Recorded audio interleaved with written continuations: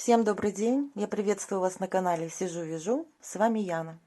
Сегодня я подготовила на мастер-класс полюбившийся очень узор. Сегодня хочу вам его представить во втором варианте исполнения. И в конце видео я обязательно покажу вам еще один вариант. Итак, вязать мы сегодня будем продолжать этот же образец. И давайте приступим. Для того, чтобы связать такой узор, нам понадобится набрать количество петель кратное 2 плюс 2 кромочные петли. В высоту этот узор состоит из 4 рядов. Для того, чтобы приступить к работе, необходимо провязать 2 установочных ряда. Сегодня я их вязать не буду, чтобы не повторяться, не затягивать видео. Значит, первый ряд на лицевой стороне вы провязываете все петли лицевые. Переворачиваете работу, провязываете второй нулевой ряд, все петли изнаночные. И далее мы начинаем вязать узор с лицевой стороны. После того, как вы провязали 2 установочных ряда, необходимо поменять нить на другой цвет и приступаем к провязыванию узора. У меня эта ниточка будет желтенькая. Присоединяем ее к вязанию лицевой петлей и начинаем раппорт. 1 петля лицевая. Далее мы должны между вот этими вот рядами под вторую протяжку, вот она, первая, вот вторая, под вторую протяжку вставить спицу, вытянуть длинную петлю и провязать еще одну лицевой. Раппорт первого ряда. Повторяем. 1 лицевая, под вторую протяжку вставляем спицу, вытягиваем длинную петлю, провязываем следующую лицевой. Еще раз. 1 лицевая, под вторую протяжку вытягиваем длинную петлю, 1 лицевая. Так вяжем до конца ряда. Лицевая, вытянули длинную петлю, лицевая. В конце ряда мы провязываем 1 лицевую, вытягиваем из-под второй протяжки длинную петлю, следующую мы провязываем лицевой. Кромочная у меня изнаночная. Переворачиваем работу. Второй ряд. Кромочную мы снимаем. 1 петля у нас изнаночная. Следующую петлю мы переснимаем нить перед работой. Следующая изнаночная. Это раппорт второго ряда. Повторяем. 1 изнаночная, 1 переснимаем нить перед работой, следующая изнаночная. Мы переснимаем, не провязывая вытянутые петли с прошлого ряда. Мы их не провязываем.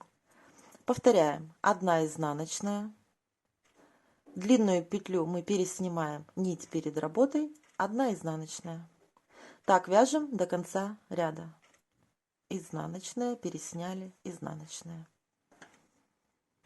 В конце ряда 1 изнаночная, 1 переснимаем, не провязывая нить перед работой, 1 изнаночная и кромочная.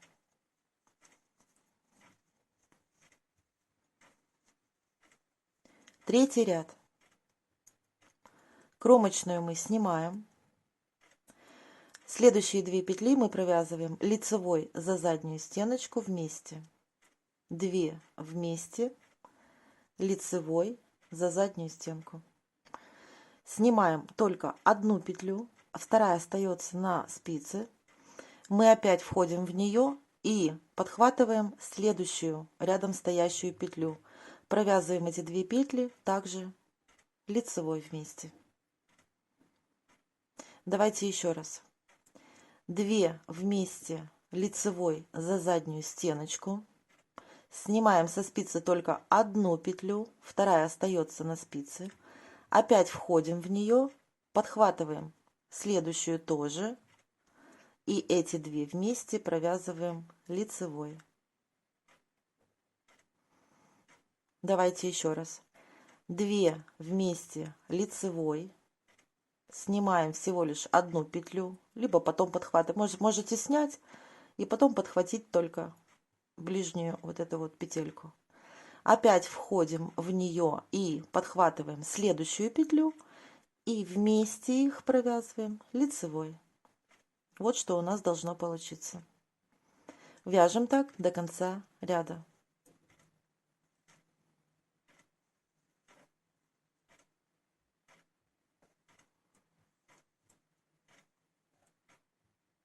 В конце ряда мы провязываем еще один раппорт, 2 вместе, спускаем только одну петельку, опять-таки в нее входим и провязываем 2 следующие вместе лицевой и кромочная.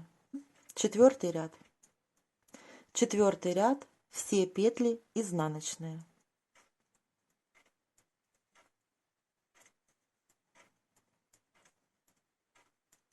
Так, вяжем до конца ряда. Мы провязали с вами 4 основных базовых ряда этого узора. Далее мы поменяем ниточку и будем продолжать вязать все то же самое, только в шахматном порядке. Я специально не хотела брать маленький образец, чтобы вы увидели, как будет расти изначальный мой образец. Я думаю, это будет очень интересно и наглядно для вас, как происходит весь этот процесс. Итак, давайте приступать к 5-му ряду узора. Он вяжется точно так же, как и первый ряд, только будем смещать. Поменяли ниточку. У меня это опять зеленый цвет. Соединяем ниточку с кромочной вот таким образом. И вначале мы должны провязать одну петлю симметрии. У нас появится 2 петли симметрии в начале и в конце ряда. Первую петлю симметрии мы провязали лицевой. Далее мы приступаем к раппорту узора. 1 лицевая. Под вторую протяжку мы просовываем спицу. Вот она, первая, вот вторая. Просовываем спицу, вытягиваем длинную петлю и провязываем следующую лицевой. Вот эти 3 петли с дополнительной петелькой являются раппортом 5-го ряда. Продолжаем. 1 лицевая. Из-под второй протяжки вытягиваем длинную петлю. Следующая у нас тоже лицевая.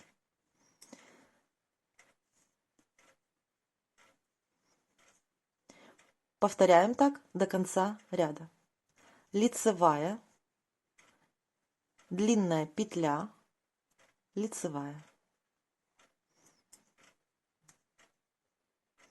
В конце ряда мы провязываем 1 лицевую. Из-под второй протяжки вытягиваем длинную петлю. Следующая петля у нас лицевая. Это был у нас последний раппорт в 5-м ряду.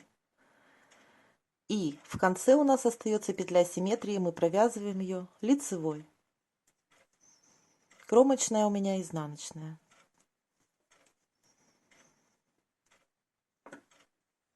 Шестой ряд. Кромочную мы снимаем, провязываем петлю симметрии изнаночной и далее приступаем к раппорту. 1 изнаночная. 1 переснимаем нить перед работой, 1 изнаночная. Повторяем. 1 изнаночная, нить переснимаем, нить перед работой, 1 изнаночная. Так вяжем до конца ряда. Изнаночная, переснимаем, изнаночная. В конце 6-го ряда провязываем 1 изнаночной, 1 переснимаем нить перед работой, 1 изнаночная. В конце остается у нас петля симметрии, мы провязываем ее изнаночной и кромочная у меня изнаночная.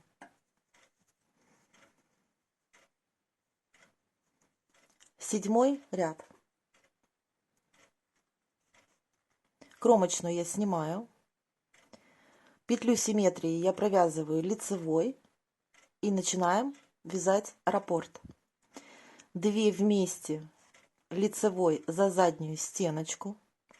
Спускаем только одну петлю, вторую оставляем на спице, входим в нее опять и подхватываем следующую петельку. И опять провязываем 2 вместе лицевой. Раппорт 7 ряда. Повторяем. 2 вместе лицевой.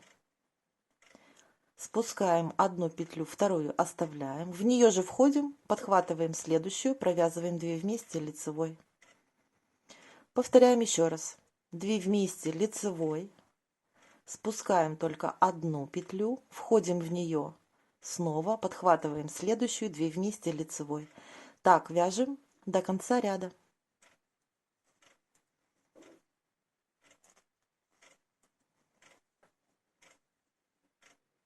В конце ряда провязываем последний раппорт. 2 вместе лицевой.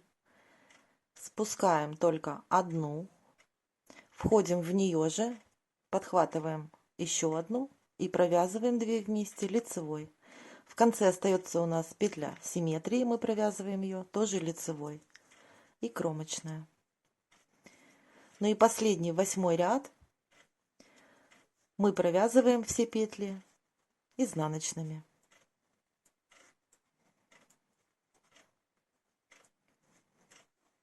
Вяжем так до конца ряда.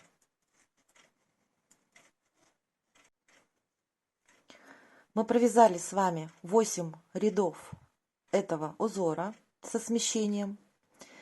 Вы можете увидеть, как он подрос, какой он стал симпатичный.